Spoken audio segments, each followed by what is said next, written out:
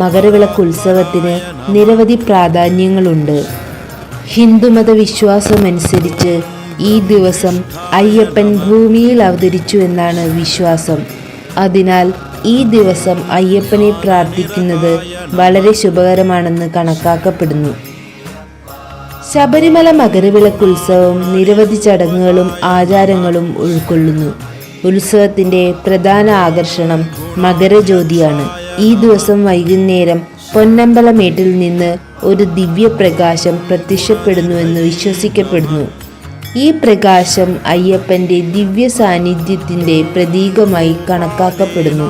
ശബരിമല മകരവിളക്ക് ഉത്സവത്തിൽ പങ്കെടുക്കാൻ നിരവധി ഭക്തർ ദീർഘദൂരം നടന്നും കഠിനമായ വ്രതങ്ങൾ അനുഷ്ഠിച്ചും അയ്യപ്പനെ പ്രാർത്ഥിക്കാൻ ശബരിമലയിലേക്ക് എത്തുന്നു.